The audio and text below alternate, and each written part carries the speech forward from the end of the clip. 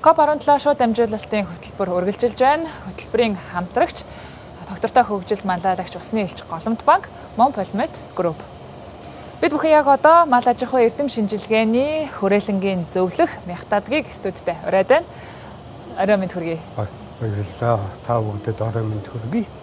Цаг гарган хөрөлцөн ирсэнд маш их баярлалаа.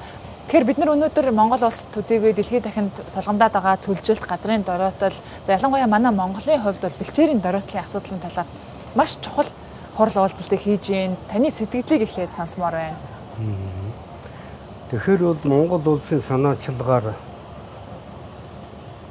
энэ цөлжилттэй тэнцэх бэлчээрийн дороотлыг явуулах талаар бол нэгдсэн үндэсний байгууллагын бэлчээр нүүдлийн мал аж ахуй эрхлэгчдийн олон улсын жилийг 2026 гэсэн одоо ийм нүүбийн ийм шийдвэр гарсан. Энэ шийдвэрийн хэрэгжүүлэх зорилгоор Монгол улсад дэлхийн нүүдлийн малчдын чуулга уулзалтыг жоохон байгууллаа. Энд бол олон орны зөвлөгөөн төлөөлөгчид оролцож одоо зөвлөлдлөө. Энд бол хамгийн гол нь бол Монгол орны бэлчээр нутаг тэр тусмаа нүүдлийн мал аж ахуй эрхэлж яваад арга туршлах удамжил дарга ажиллагааг бол тэднээс бол 6 бүс нутагт очиж танилцаад таньныхээ үр дүнг бол сүүлийн 2-3 өдөр бол хэлэлцэж дүгнэн ярилцсан. Эндээсээ бол 3 тунхаг бичгийг бол энэ цөлжилттэй тэнцэх нэгдсэн үндэсний байгууллагын талуудын 17 дугаар цуулга энэ хоролдоонд бол оруулж одоо өргөн барьсан ийм өчртэй байж байгаа.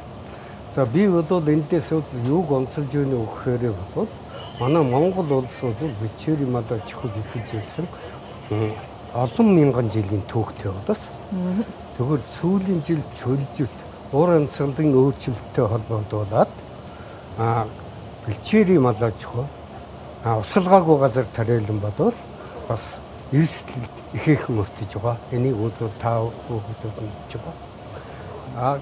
Жээ самбуугийн нэрнжит мал аж ахуй эрдэм шинжилгээний хүрээлэн энэ тал дээр дүгнэлт хийж одоо сүүлийн үеийн судалгаа ажиглалт бий болж байгаа бүтээгдэхүүн маань бол уур амьсгалын өөрчлөлтийг даван туулах, түүнээс сэргийлэх энэ талын судалгаа эрдэм шинжилгээ үйлдвэрлэлийн ажлуудад нэлээд явуулж байна. Тухайлх юм бол одоо байгалийн эрсдлийг харьцангуй давах чадвар сайтай үйлдвэр омгийн малыг өргөжүүлэх ажлыг хийж байна. Энэ дээр сүүлийн үед бол олон жил Монгол орны байгаль цагуурын нөхцөл тасн зогтсон буган халуун гэдэг хөхөр сөвгийг бол манай бүс нутгууд бол өргөнөөр бол бас өв төлийг авч боожулж хэлтгч хэлтүүлэгчийг бол цөмс өрг өргөжүүлж байгаа Батсан бүрийн сангаж хосгодтон авч үржүүлж байна. Түүнээс гадна бол Монгол мал гэдэг нь одоо сайхан мал байна. Энэ мал чинь бол энэ цаг өөрийн эрсдэлтэй байгаа нөхцөлд бол харьцангуй гэж юм шүү. Харьцангуй одоо ерөөсө төсвөрлөж онд минд орж үр төлөө үр удмаа хэвийн одоо гаргаж үржиж өсөх юм генетик чадамж их сайтай байдаг. Энэ тал дээр бол бас манай мал аж ахуй хүрээлэнгийн эрдэмтэд замглан ажиллаж байна. Тухайлх юм бол одоо энэ дээр сүүлийн үед сарлаг хөрийн судалгааны ажлыг бас өргөн хүрээтэй явж байна. Түүнээс гадна орхон үлдгийн хоньны генийн санг баяжуулах төрийг бол одоо нөхөн сэргийж цааш хөгжүүлэх ийм одоо эрдэм шинжилгээний ажлыг бол бүтээлд төөрүүлээ бол хийж байгаа ийм ажил байна. За түүнээс гадна бол манай мал аж ахуй хүрээлэнч нь үндсэн хоёр салбартай байдаг. Нэг тал нь бол мал аж ахуй, дотроо бол генетик судалгаа, ноорс ноолог ашиг шимэнтгийн судалдаг юмуд байж байгаа. Түүнээс гадна бэлчээрийн судалгаа өргөн хэмжээгээр хийж байгаа. Тухайлах юм бол уур амьсгалын өөрчлөлттэй уялдуулаад ганц төсвөртэй харьцангуй ганц төсвөртэй бэлчээрийн олон нас дургамлыг үржүүлэх ажлыг бол хийж байна. Энэ тал дээр бол тухайлах эмзэг төрөлдөлн гэдэг бол мандал сорт гэдэг байж байгаа. Тэгээд нэг бол түүнээс гадна бол 15-6 сортын ургамлыг бол туршин оргуулж өөрсдийн бэлчээрээ сайжруулах, үрийг үржүүлэх ийм ажлыг бол хийж байгаа юм. За түүнээс гадна эрчимцэн мал аж ахуй гэж байгаа. Өөрөөр хэлэх юм бол сүүлжилт бэлчээрийн дороотоос шалтгаалаад мал аж ахуй маань эрсэлд их ороод байгаа учраас эрчимцэн мал аж ахуйг цаашдаа бол хөгжүүлэх, таримт тэжээл үйлдвэрлэлийг нэмэгдүүлэх, үүний тэжээлийн ургамлыг, үн цэнийг нэмэгдүүл, үрийг үржүүлж малчдад, мал аж ахуй эрхлэгчдэд удалдан борлох зах зээлийн зэгээр л явна шүү дээ. Зүгээр өчтдөг юм гэж байхгүй шүү дээ. Энэ тал дээр бол Эрдэнэ шинжилгээний ажилтнууд, судлаачид бол ажиллаж байгаа маа. Тийм та бас яг ногоон бүсэд бүүттэй өөрийн гэсэн газрыг түрээслээд ажиллаж байгаа гэсэн ер нь яг ямар үйл ажиллагаа хийх төлөвлөгөөтэй байна вэ? Тэгэхээр энэ ногоон бүсд бол мал аж ахуй Эрдэнэ шинжилгээний хүрээлэнгийн нэг 34-р павильон байж байгаа. За энэ дээр шинээр бий болсон үйлдвэр омгуудын мал голчлон түүнээс авч ашиглаж байгаа бүтээгдэхүүн мөн бэлчээрийн олон наст ургамлууд төрөн тэлсэн дурдсан тэр ганц төсвөртэй өөрөөр хэлэх юм бол цаг агарын тааламжгүй нөхцөлд бол ургах чадамжтай үйлдвэрүүдийн түүний дээж танилцуулгыг тавьж байсан байж байгаа. Энэ дээр ээлжээр бол манай Эрдэнэтийн судлаачид бас энийг бүтээсэн зохион бүтээгчид бол оролцож байгаамаа. Тэгэхээр яг энэ хурлын үеэр маш олон орны төлөөллүүд ирсэн байна. Бүгд л зөвлөжит газрын дараалталтаа тэмцэж байна. Харилцан хоёр биенээсээ суралцах зүйл маш их байгаа хаа. Бид нарт бас яг гадны орноос суралцахаас гадна бид нар өөрсдийнхөө сайн туршлагыг бас таниулах боломж юм болов уу гэж бодож байна. Таны хувьд энэ тал дээр ямар байр суурьтай байна вэ? Тийм ээ. Биднес энэ дэлхийн малчдын чуулга уулзалтанд биднес бол оролцсон. Тэгээд тэнд бол бэрхшээл дэвшилттэй зүйлүүдийг бол хоорондоо бас нэлээд дэлгэрэнгүй ярилцсан. Энэ зорилгоо бол зарим улсын эрдэмтдтэй, Эрдэнэ шинжилгээний ажилтнуудтай ингэж ярилцаж дуршлагаа хоорондоо солилцсон. Тухайлх юм бол Бутан улсын төлөөлөгчтэй биднес уулзалт хийж тэнд өөрсдийнхөө ажлыг танилцуулсан.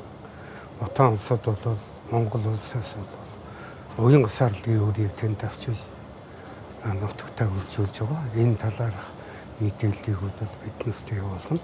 Цаашдаа бол хамтарч ажиллах талаар бол санал солилцсон байж байгаа. Түүнээс гадна бол Хятадын сарлаг судлаач хүмүүс бол энэ дээрсэн. Энд бол өөрсдийнхөө ажлыг бол нэлээд сайн танилцуулсан. Өөрөөр хэлэх юм метахийн ялгаруулалтаараа сарлаг өхөр түүний иргэдийн тайныг тэгээ Монгол юу өхөлтэй бол харьцуулахад бол сарлаг нь бол метахийн ялгаруулалтаараа хамгийн бага байдаг. Өөрөөр хэлэх юм бол энэ урамсгалын өөрчлөлтөд бол ээлтэй малаа гэж үзэхээр ийм тайлбараар бол ярилцлага хийсэн л дээ.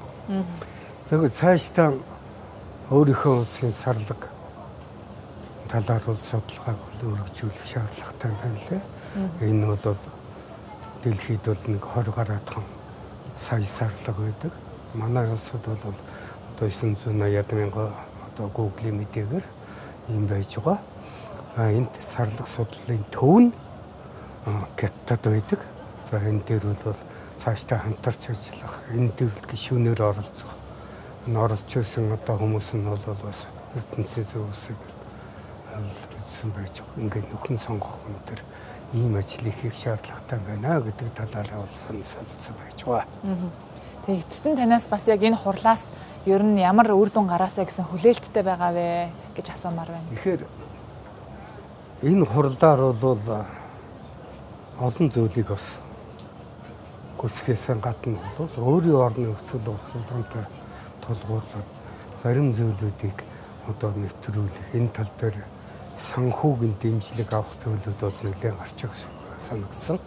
Нэгдүгээрт нь болохоор яах вэ гэхээр энэ уламжилт бэлчээрийн мал аж ахуйг эрсдэл заах чадамжийг нэмэгдүүлэх ийм талын юм дээр бол энэ нүүбийн төрөлсөн олон улсын хоорондын тусалтай санхүүгийн тусалцаа мэрэгжил арга зүй одоо тусалцаа туршлагуудыг бол нэвтрүүлэх нь зөвтэй байна гэсэн ийм юм болж байгаа.